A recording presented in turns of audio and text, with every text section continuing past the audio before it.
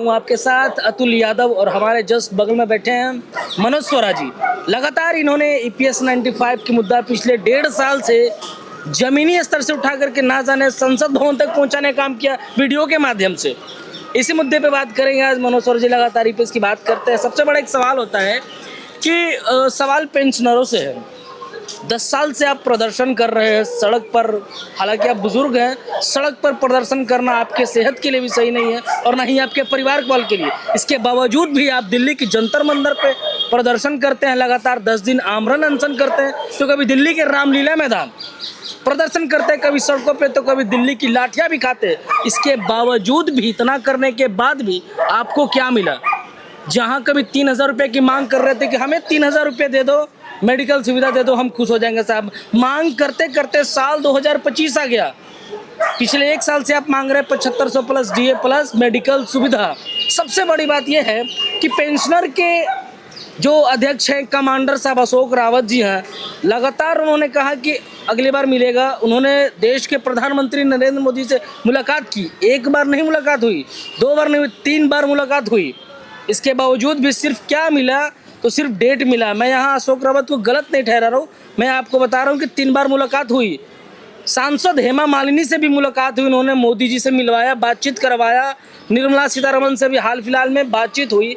लेकिन सबसे बड़ा सवाल ये खड़ा होता है कि क्या सिर्फ सांसदों से इन बारे में बातचीत होगी? 2 सवाल मेरा होगा, क्या सिर्फ सांसद इस बारे में बात करेंगे या अमल भी होगा या कागजी कार्रवाई भी होगा? और दूसरा सबसे बड़ी बात, मैं एक पत्रकार हूं, हमारे साथ बैठे मनोज स्वराज भी एक पत्रकार हैं, लगातार EPS की बात करते हैं। तो एक छोटा सा सवाल है कि सवाल ये है मेरा कि सरकार के खिलाफ हम प्रदर्शन कर रहे हैं और सरकार सत्ता में जो बैठे उन्हीं के सांसद हमारे प्रदर्शन में आकर के सरकार को घेराव कर रहे हैं। कैसे देख रहे हैं इस पूरे मामले को? क्या हम अपने ही घर को तोड़ने की कोशिश करेंगे? देखिए अतुल भाई, आप बड़े सम्मानित पत्रकार हैं।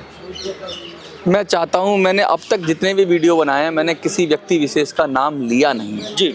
तो आज भी मैं किसी व्यक्ति विशेष का नाम लूँगा नहीं। बाकी आपका बड़ा वाजिब प्रश्न है आपका कि जिसके खिलाफ आप प्रदर्शन कर रहे हैं उसी के गले में हाथ डाल रहे हैं और उसी के कहने पे चल रहे हैं, तो ये प्रदर्शन नहीं है। फिर ये फिर खेमाबंदी हो सकती है, ये फिर सेटिंग हो सकती है, ये फिर कुछ और हो सकता है, लेकिन ये प्रदर्शन नहीं है। मैं किसी नेता के बारे में टिप्पणी करना नहीं चाहता, लेकिन मैं मोटी बात ये कहना चाहता हूँ कि आपको सत्य की राह पकड़नी होगी, आपको एक दिशा में चलना होगा। संघर्ष तो संघर्ष में समझौता नहीं होता।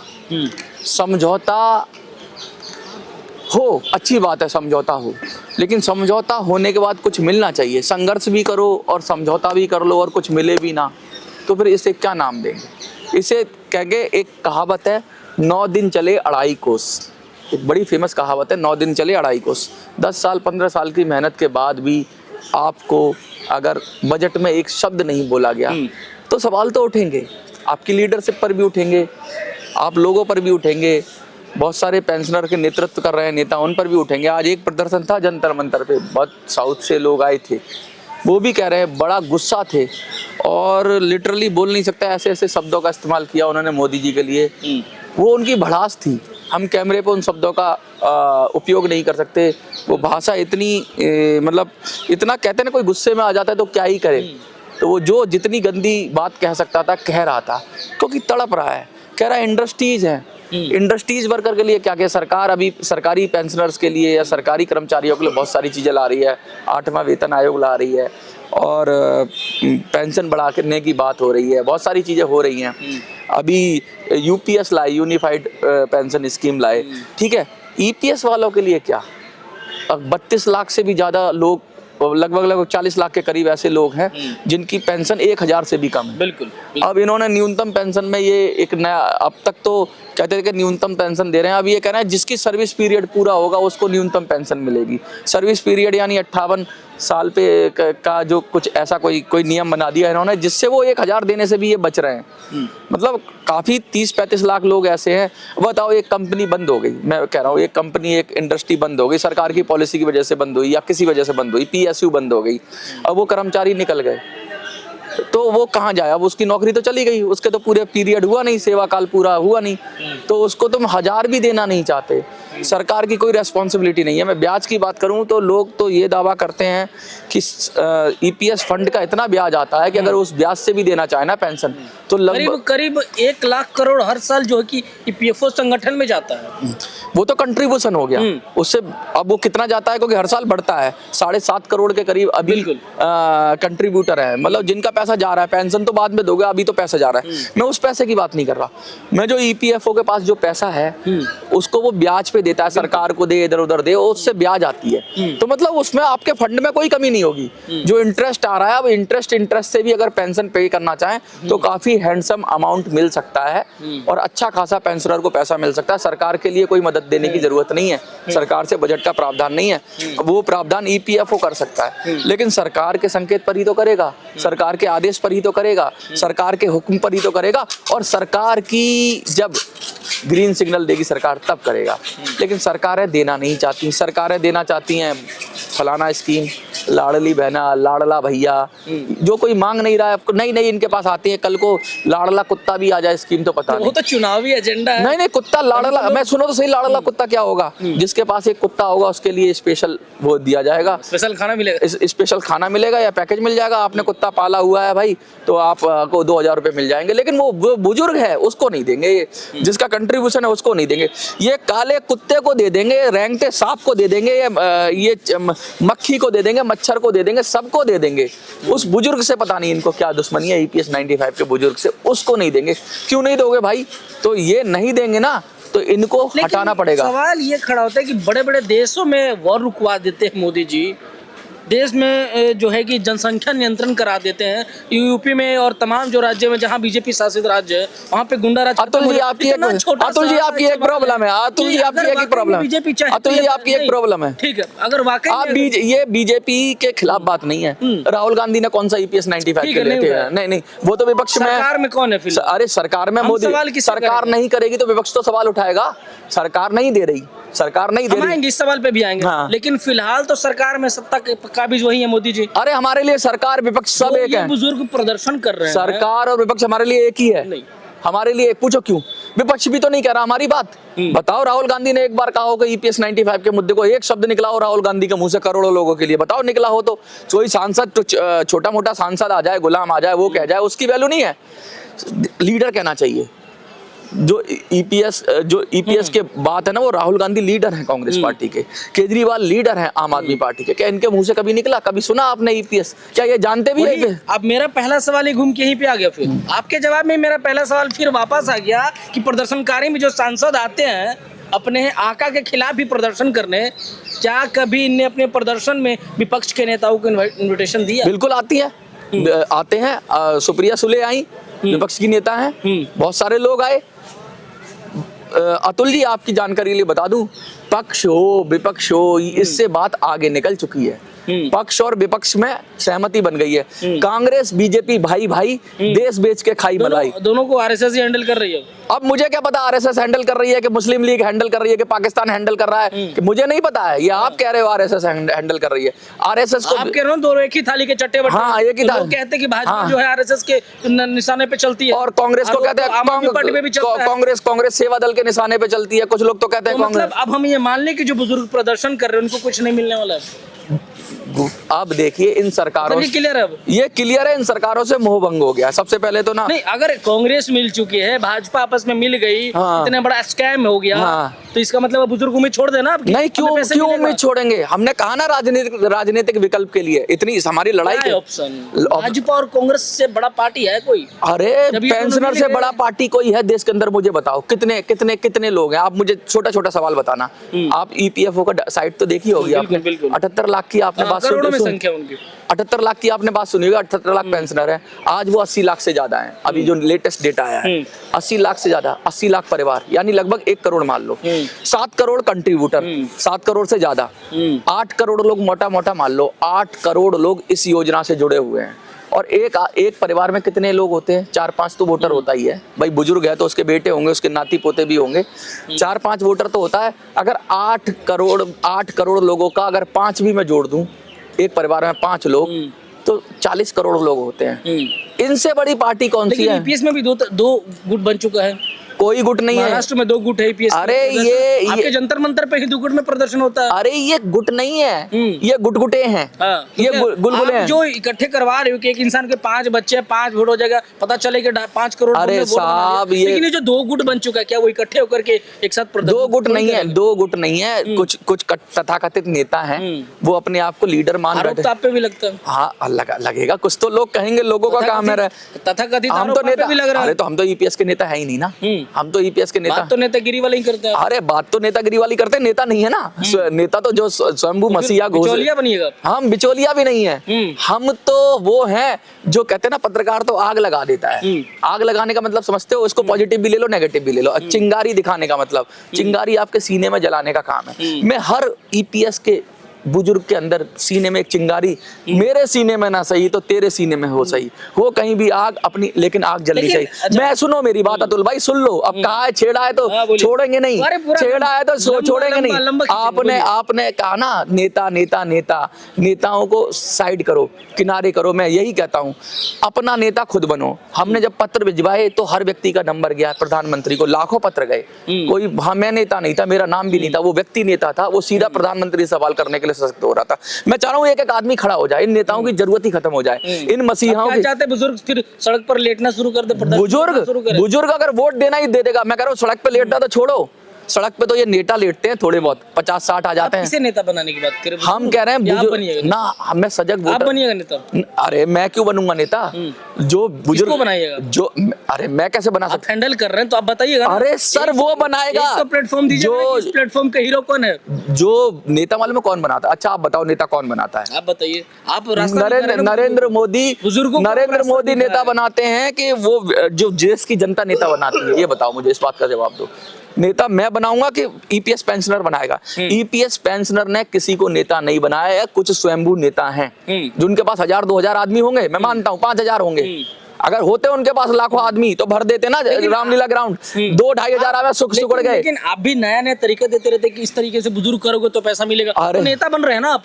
अरे भाई अगर बात कहना नेता है, अगर बात कहना नेता है तो हम तो बात कहते हैं हम नेता। क्या कर लोगे आप? अगर आप कह रहे हो कि बोलना हमारा काम है, देखो बात, अगर आप नेता हैं तो फिर तो आपके पास ये होना चाहिए, क्राइटेरिया में एक नैरेटिव सेट कर रखा होगा किस तरीके से पैसे मिलेगा, या फिर बिल्कुल देखिए मोटी बात ये है, नैरेटिव क्या पूरा एक्शन प्लान है। नैरेटिव तो हम भी सुना। हाँ, एक्शन प्लान ये है कि भैया राजनीतिक विकल्प बनना पड़ेगा। सबसे पहले तो इस मकड़ जाल से निकलना पड़ेगा कि कांग्रेस दे देगी या बीजेपी दे देगी या आम आदमी पार्टी। क्लियर है ना कि कोई नहीं देगी, ये दोनों नहीं देगी, कोई नहीं देगा। हाँ। अगर देना होता तो राहुल गांधी कहीं ना कहीं उठाते बात। इनकी सरकारें कई राज्यों में है, कुछ ना कुछ ईपीएस पेंशनर के बारे में मुद्दे उठाते, कहीं नहीं उठाया इन्होंने, इनके एजेंडे में ही नहीं है। और बीजेपी के तो एजेंडे में है ही नहीं। ये चाहे एमपी आ जाए चाहे एमएलए आए, कभी मोदी ने बजट में कुछ कहा या निर्मला सीतारमण ने कुछ कहा? कुछ नहीं कहा। तो ना कांग्रेस करेगी ना बीजेपी करेगी। ये बात पेंशनर को समझनी होगी और पेंशनर के पास को खुद वोट बैंक बनना होगा।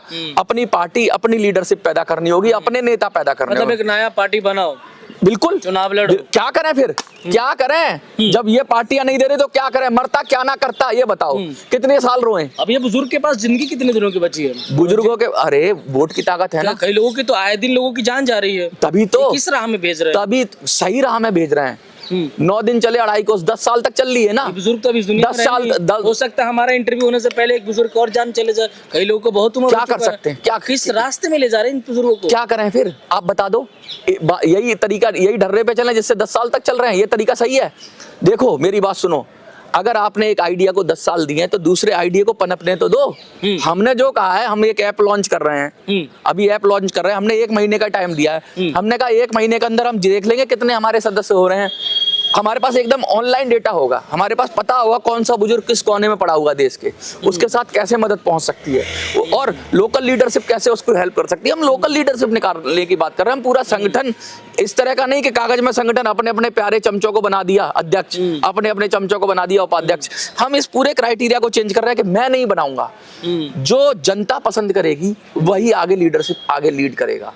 अगर एक आदमी 10 एक्टिव सदस्य बनाता है तो वो लीडर है उस गली का। मनोज स्वराजी का उसमें कोई लेना देना नहीं है। मैं तो एक निष्पक्ष दिन में ये पार्टी बन के तैयार होगी।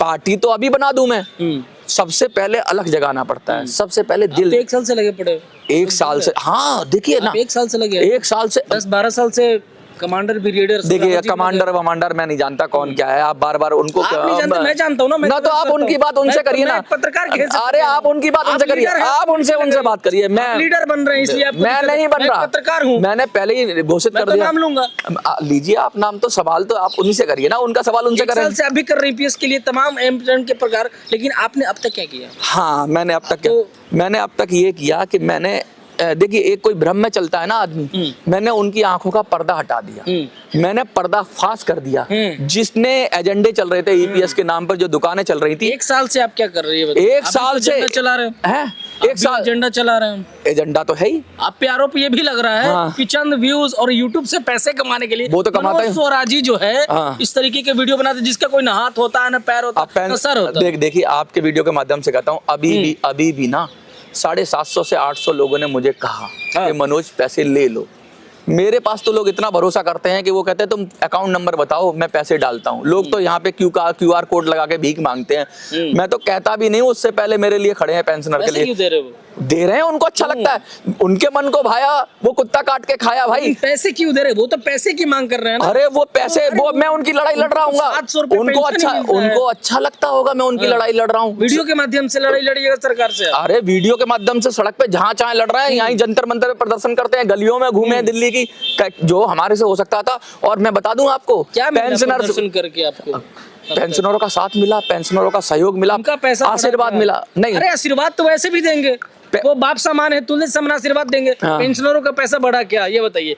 आप मुझसे पूछ रहे हैं, आप दूसरे आप मुझसे पूछ रहे हैं, आप दूसरे ये सवाल आप मुझसे पूछ रहे हैं, जिसको अभी आइडिया, जिसने इम्प्लीमेंट भी नहीं किया, आप उससे पूछ रहे हैं। आप 1 साल से मेहनत कर रहे हैं। 1 साल से मेहनत कर रहा हूँ, आइडिया को। आरोप लगता है कि मनोज स्वराजी भटकाने की कोशिश कर रहे हैं, नेता बनने की कोशिश कर रहे हैं।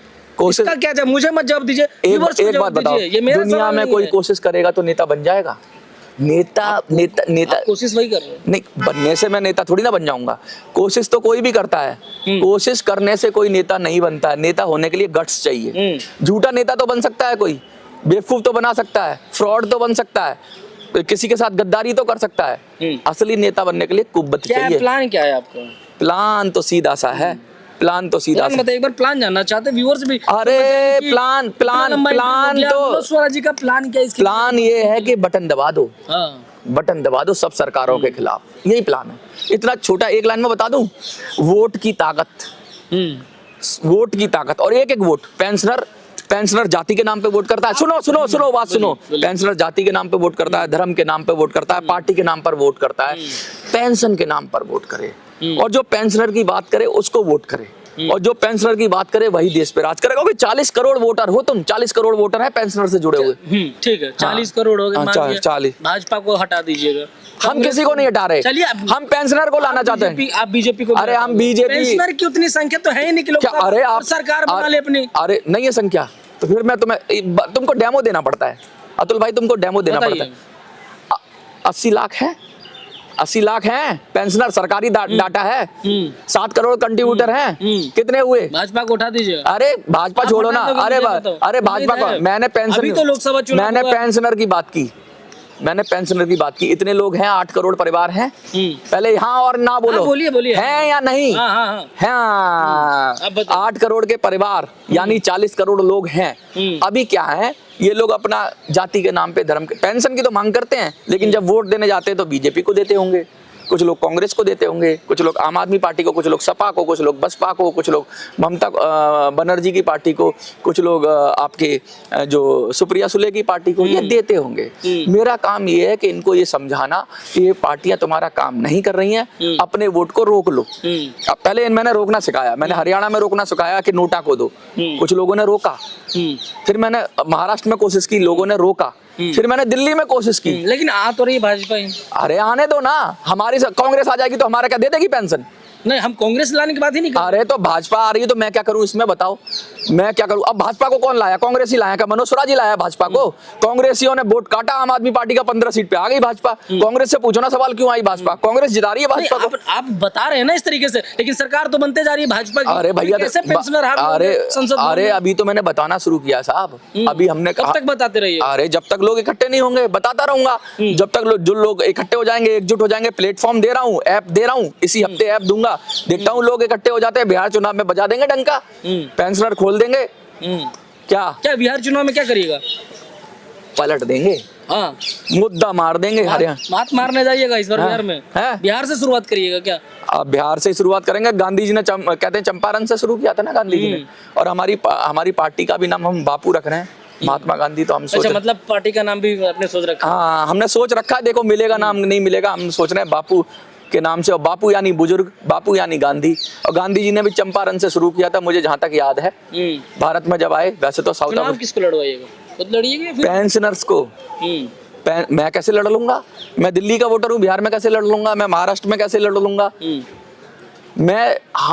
मैं चाहता हूं कि पेंशनर की लीडरशिप निकले। पेंशनर में सब लोग बुजुर्ग नहीं है, कुछ लोग 60 साल के जो अभी रिटायर हुए हैं, कुछ लोग यंग भी हैं जो कहीं नौकरी कर रहे हैं। सरकारी नौकरी वाले तो चुनाव नहीं लड़ सकता, प्राइवेट नौकरी वाले तो लड़ मतलब कि चुनाव जीतने के बाद का ही प्लान है? चुनाव जीतेंगे ना तो इनको डर लगेगा।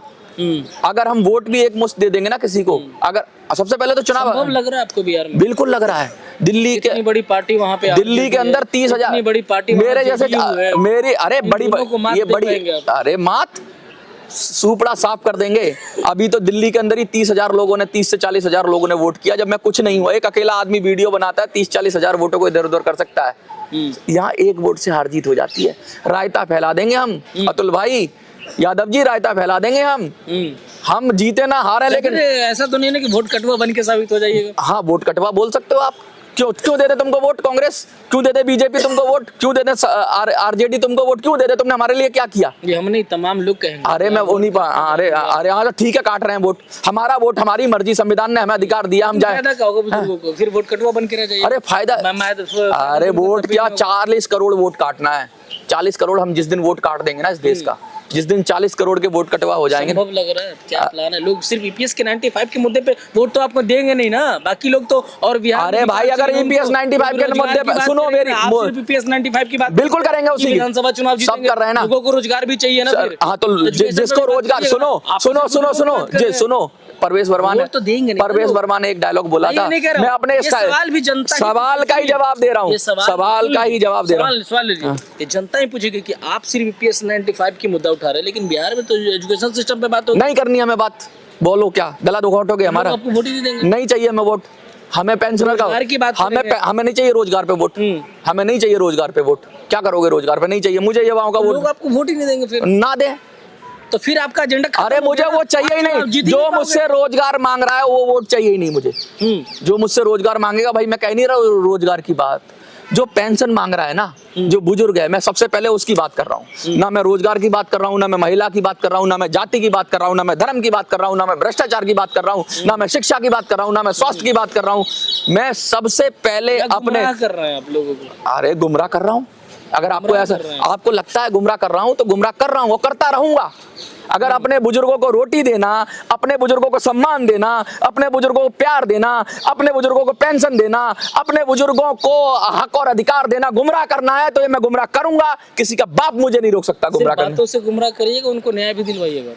न्याय दिलाएंगे, मैं दिलाऊंगा न्याय लेंगे, हक से लेंगे। 40 करोड़ है इस देश के अंदर, हम 40 करोड़ है। वो बेटा खड़ा होगा जो वो कहेगा पापा मुझे रोजगार नहीं चाहिए, सबसे पहले आपकी पेंशन का काम करूंगा। कौन जुटेगा आपके रैलियों में जब आप एक ही मुद्दे पे बात करिएगा? तो वही जुटेगा, वो परिवार जुटेगा जो अपने बुजुर्गों को प्यार करता होगा, वो परिवार जुटेगा, वो युवा जुटेगा, कहेगा मनोज भाई, वो युवा कहेगा पहले सुनो भविष्य उनका बेटा भी है, उनको रोजगार चाहिए, सुनो ना वो जो जवान होता है ना, मैं जवान हूँ ना, सबसे पहले मैं अपने माँ बाप को असमर्थ है, क्या कहा गांधी जी ने, क्या कहा था, अंतिम पायदान पर खड़े हुए व्यक्ति को सबसे पहले मदद जानी चाहिए।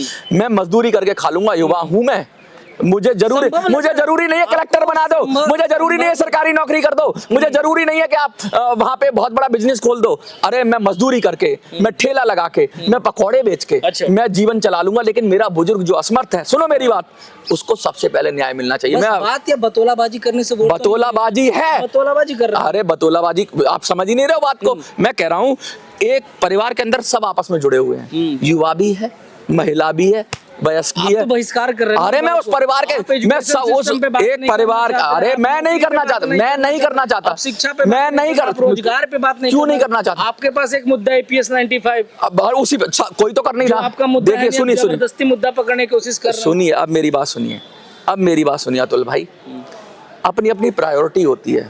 आपकी प्रायोरिटी होगी आपकी प्रायोरिटी होगी आपका रोजगार, मेरी प्रायोरिटी मेरे माँ बाप हैं पहले। अगर मुझे नौकरी भी छोड़नी पड़ेगी ना माँ बाप के लिए तो छोड़ दूंगा मैं। अगर उनको तबीयत खराब होगी, काम बंद करना पड़ेगा तो कर दूंगा। सुनो मेरी बात, सुनो मेरी बात, सुनो मेरी बात, सुनो मेरी बात, सुनो मेरी बात। चिल्लाऊंगा, चिल्लाऊंगा, अरे मैं चिल्ला ही रहा हूँ, फैक्ट पे बात करिए, फैक्ट की बात कर रहा हूँ। तुम युवा युवा चिल्ला रहे हो, युवा युवा युवा युवा युवा युवा सब युवा युवा चिल्ला रहा है। कोई बुजुर्ग बुजुर्ग कह रहा है क्या इस देश के अंदर? सबको युवा चाहिए है, सबको तोड़ फोड़ वाला चाहिए। युवाओं को खड़ा कर दो, वो जाके रेल जला देंगे, वो जाके बस रोक देंगे, हैं? युवा युवा युवा युवा कर दो। युवाओं को भड़काना आसान है, बुजुर्गों की कोई बात नहीं करेगा। अगर मैं बुजुर्गों की बात कर रहा हूं तो कह रहा हूं युवाओं की बात करो। क्यों करूं युवाओं की बात? अरे उस बुजुर्ग के घर में युवा भी है, उस बुजुर्ग के घर में महिला भी है। आप इतना चिल्ला रहे, क्या प्लान है बताइए? चुनाव लड़ने के बाद सबसे आप 1 साल से वीडियो बना रहे हैं ना, सुनिए, क्या कर लिया आपने? सुनिए, कोई प्लान नहीं है आपके पास, सिर्फ बतौलाबाजी कर रहे हैं। मैंने बहुत लोगों की दुकान बंद कर दी, बहुत सारे, अरे पता नहीं किसकी कर दी कुछ तो। अरे तभी तो आप आरोप लगा रहे हो, आते ही आपने कह दिया कि आप, किसका दुकान? अरे आपने कहा ना नेतागिरी कर रहे हैं। नाम बताइए। अरे मैं क्यों नाम बताऊं किसी का जो गलत? आप 1 सेकंड, आपने खुद बोला कि मैंने दुकान बंद कर दी। हाँ, दुकानें बंद कर दी लोगों की जो खा रहे हैं EPS के नाम पे। दुकान चालू हो गया? आपका बिल्कुल चालू हो गया, जो दुकान अच्छा काम कर, तो आरोप लग रहा है। हाँ तो दुकान का दुकान चालू हो गया, ना, चालू हो गया ना, लोगों को गुमराह। हाँ तो कर रहा हूँ गुमराह। मैं तो कहा मैं गुमराह करता रहूंगा। अगर बुजुर्गों की आवाज उठाना गुमराह करना है, अगर बुजुर्गों को सतर्क करना गुमराह का काम कर रहे हैं। पाप तो हूँ, मैं पापी हूँ, मैं हूँ पापी, मैं हूँ पापी, मैं पाप। अब एक लास्ट सवाल है, फाइनल में क्या जो है कि प्लान है, आप 2 मिनट में संक्षिप्त में बताइए। 2 मिनट में मैं ये कहना चाहता हूँ कि मैं हर परिवार के बुजुर्ग को सबसे पहले खाना देना चाहता हूँ, हर परिवार के बुजुर्ग को सबसे पहले न्याय देना चाहता हूँ। बुजुर्ग को न्याय मिल जाएगा, फिर हम वो बुजुर्ग, कोई बुजुर्ग अपने बच्चों को खराब देखना चाहता है? मतलब कि लास्ट तो यही है ना कि बिहार सबसे पहले, लास्ट नहीं, लास्ट नहीं है, सबसे पहले बुजुर्ग है, उसके बाद उसके बच्चे हैं, क्योंकि बुजुर्ग खुद अपने बच्चों को सशक्त कर लेगा। सबसे कमजोर है परिवार में बुजुर्ग, जो सबसे पीछे है, सबसे पहले मैं उसी की बात करूंगा। कोई पार्टी नहीं कर रही, युवाओं की बात कर रही है, महिलाओं की कर रही है, करते रहने दो उनको, वो अपना काम कर रहे हैं, मैं अपना काम करूंगा। मैं सबसे कमजोर की बात करूंगा, क्योंकि मैं गांधी जी से प्रेरणा लेके बात कह रहा हूं। उन्होंने भी कहा था अंतिम पायदान पे बैठा हुआ। बुजुर्ग से कमजोर कोई नहीं होता, शरीर से अक्षम होता है, काम कर नहीं सकता है, सिर्फ पेंशन के भरोसे होता है। पेंशन बुढ़ापे की लाठी होती है, और पेंशन उसका अधिकार भी है, क्योंकि उसने वो पैसा काट के जमा किया है। और ये सब बुढ़े होने, आप भी बुढ़े होने हो। बिल्कुल। हाँ, तो जवान आदमी तो कैसे भी लड़ लेगा, भूखा भी रह लेगा। बुजुर्ग को दवाइयां भी चाहिए, बहुत कुछ चाहिए। आप तो काम कर रहे हैं, आपको फिर भूखा रहना चाहिए। मैं तो भूखा हूँ, भूखा रहिए। मैं भूखा हूँ। आप कहते हो सत्ता का भूख के मुझे जवानी से गुजरते ही ना बुढ़ा पाएगा। हाँ, सीधे बुजुर्ग हो जाओगे आप। पता नहीं, अब बुजुर्ग तो होना। आपको जवानी में भी तो रोजगार चाहिए ना सर? जवानी में रोजगार चाहिए। काम कर रहे हैं ना आप? हाँ तो कर रहा हूँ। खा रहे हैं। हाँ तो जवानी में उन्होंने काम नहीं किया, जवानी में उन्होंने काम नहीं किया, उन्होंने पैसे नहीं दिए, उनकी जवानी नहीं थी, उन्होंने काम नहीं किया, उन्होंने पैसे नहीं दिए, वो ऊपर से टपक गए। वो बुजुर्ग ही पैदा हुए थे क्या? कैसी बातें कर रहे हो आप? क्या बात कर रहे हो? कैसे पत्रकार हो? हैं, कैसे पत्रकार हो? एजेंडा चला रहे हो लोगों को गुमराह करने के लिए आप? एजेंडा ही चलाता हूँ मैं, और खुल के चलाता हूँ, और पूरी दम से चलाता हूँ। जिसको रोक पाना है रोक ले, ऐसे ही चलाऊंगा और ऐसे ही बोलूंगा। अगर बुजुर्गों को बोलना गुमराह करना, बुजुर्गों के हक में बोलना गुमराह करना है, तो मैं गुमराह करता रहूंगा। तुम करो ना युवा, लेकिन नहीं चाहिए मुझे युवा यार। होना चाहिए ना, चलो फैक्ट होनी चाहिए ना आपके प्लान में। हाँ, प्लान में फैक्ट तो दिखाई नहीं दे रहा कहीं। 80 करोड़ आपको दिखेगा नहीं ना, बुजुर्ग आदमी गिनती में नहीं है ना। 80 करोड़ नहीं है। मैंने कब कहा 80 करोड़? छोड़िए आप, मैंने कब आपके साथ 80 करोड़ नहीं है। 80 करोड़ क्या 40 करोड़ नहीं है आपके साथ? मेरे साथ नहीं है। मैंने कब कहा मेरे साथ है? मैंने कहा 80 करोड़ पेंशनर से जुड़े हुए लोग हैं इस देश के अंदर। लोग आप पे भरोसा क्यों करेंगे? मैंने कब कहा मुझसे भरोसा करो? खुद पे तो करोगे। मैं कहता ही नहीं मुझ पर भरोसा करो। मैं चोर हो सकता हूँ, मैं लुटेरा हो सकता हूँ, मैं उचक्का हो सकता हूँ, मैं बेईमान हो सकता हूँ। मेरे पे भरोसा मत करो, मेरे पे भरोसा मत करो। आपके इशारे पे वो क्यों चलेंगे? मत चलो, मेरे सारे पे भाई कोई मत चलना, मेरे सारे पे मत चलो, यहीं से बोल रहा हूँ, मेरे सारे पे मत चलो। और जो चल रहा है मेरे, फिर ये सब क्यों कर रहे हो? अपना विवेक इस्तेमाल करो ना। फिर ये सब क्यों कर रहे हो? अरे मेरे सारे पे क्यों चलोगे? तुम्हारे पास विवेक नहीं है, तुम्हारे पास बुद्धि नहीं है, तुम्हारे पास ज्ञान नहीं है। मैं कह रहा हूँ समझ लो, मेरी बात अच्छी लगे तो अपना लेना, बुरी लगे तो फेंक नहीं, देना। तो झोला उठा के चल देंगे। हाँ, झोला उठा के चले जाएंगे हम, क्या है पत्रकार भाई। चलिए ठीक है, ये थे हमारे साथ मनोज स्वराज जी। लगातार आपने देखा किस तरीके से करीब 1-1.5 साल से आपके लिए अलग अलग तरीके से आवाज़ उठाते हैं। कभी दिल्ली के जंतर मंतर पे प्रदर्शन करते हैं, इन्होंने कई तरह के प्रदर्शन भी किए, कई बुजुर्ग इनका साथ भी दे रहे हैं। देखते हैं मनोज स्वराज जी अपने जो काम है कब तक को पूरा करते हो। तमाम लोग भी लगे हुए APS को न्याय दिलाने के लिए। तब तक के लिए हमारे साथ बने रहे और देखते रहें सोशल मीडिया। धन्यवाद।